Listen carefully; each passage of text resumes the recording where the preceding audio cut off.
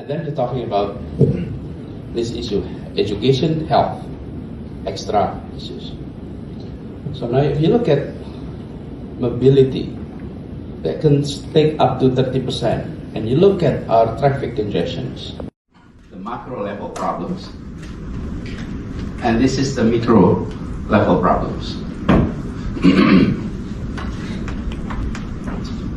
Traffic congestions, that's one issue. Okay, and then you have, and they could not operate above 110 kilometers. So there's only 10% plus minus in a day. So that creates certainty. Public don't want to take public transport because they are not coming to their neighborhood. And the operators were not interested on coming to the neighborhoods. There's minimum demand. When we entered this, we said we're going to pay you based on kilometers, regardless of number of passengers. Then they're coming to neighborhood that has no passengers. But as soon as the buses operate there, after a few weeks, we started to see passengers. Okay? Then demand created because the supply is there. People realize now I better take public transport because it is now in my neighborhood. In the past, they didn't want to try that. So change these equations from customer paying directly to them. Now, from the customer side, the numbers of floors is a function of the width of the street. The bigger the street, the taller the building. That's car-oriented development.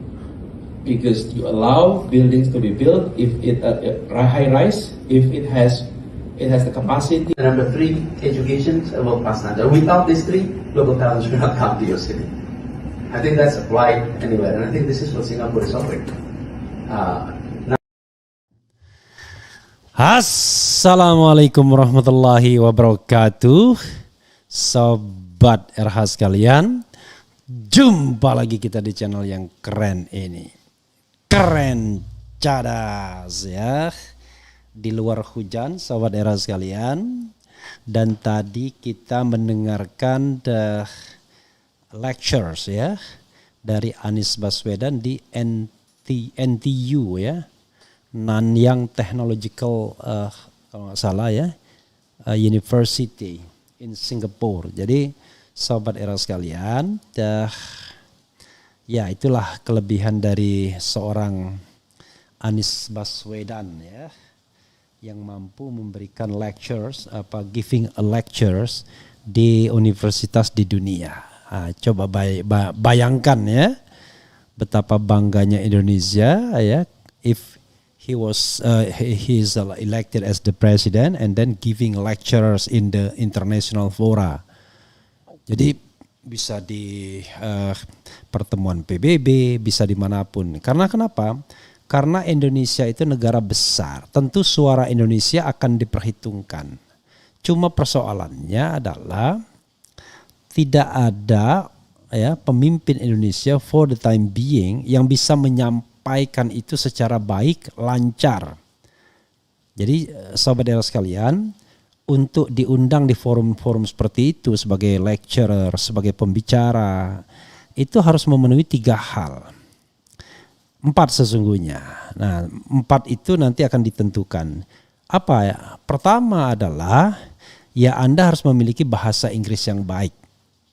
Bahasa Inggris yang baik itu penting sekali, sehingga bahasa Inggris yang responsif ya, antara ngomong dan menjawab, itu bisa saling cepat ya. You cannot say I want to test my minister answering the question, nggak bisa begitu ya. Anda harus punya kemampuan yang memang baik, paripurna untuk itu. Di negara lain barangkali banyak orang yang berbahasa Inggris dengan baik, even di Indonesia sekalipun. Tetapi Anda harus punya syarat kedua. Apa itu syarat kedua? Knowledge, pengetahuan. Jadi kalau Anda tidak memiliki pengetahuan yang adequate, yang memadai, ya Anda tidak mungkin disuruh bicara di forum-forum internasional atau suruh giving lecturer. Jadi nggak mungkin Jadi Anda harus memiliki knowledge, certain knowledge. Knowledge itu bisa dibentuk karena pengetahuan, karena membaca, karena sekolah, bisa karena pengalaman, ya. Jadi based on reading books, ya, atau studying, atau bisa juga karena experience, pengalaman. Itu yang kedua. Nah, yang ketiga, Anda bisa bicara di forum-forum seperti itu if you have a legitimacy. Jika Anda punya legitimasi. Ya, legitimasi itu tidak bisa dibeli. Legitimasi itu adalah pengakuan dari masyarakat, dari orang yang mengundang Anda untuk menjadi pembicara di forum mereka. Nah, dengan 3 itu Anies sudah memenuhi. He speaks English very well. Yang kedua, he has knowledge, ya, based on reading books or experience. Dan yang ketiga, he has a certain legitimacy in society, ya, even international society. Nah, yang keempat yang sering sekali digunakan orang sesungguhnya sebagai pelengkap yaitu public positions, pejabat publik, ya. Jadi public officer. If you are public officer, then it is easily for you to be invited as a speaker in international fora. Misalnya Anda menjadi wali kota, apalagi kalau Anda jadi gubernur atau bahkan presiden Republik Indonesia. Jadi sahabat sekalian, dengan 3 saja Anies sudah membuktikan bahwa dia bisa diundang kemana-mana. Hanya dengan 3 posisi, ya.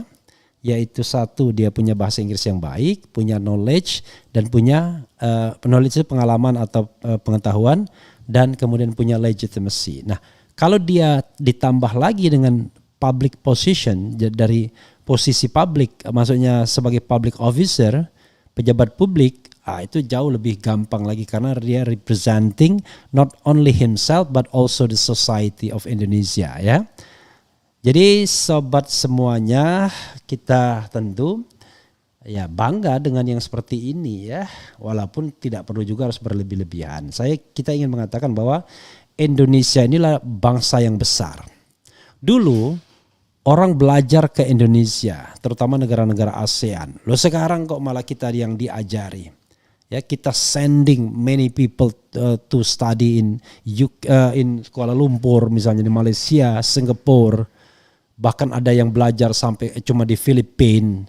Jadi kita dulu orang belajar ke kita, tapi sekarang kita belajar ke mereka. Sebagai negara besar, rasanya kita agak malu juga. Ingat, ya, Malaysia sama Singapura itu merdekanya tidak lebih lama dari kita.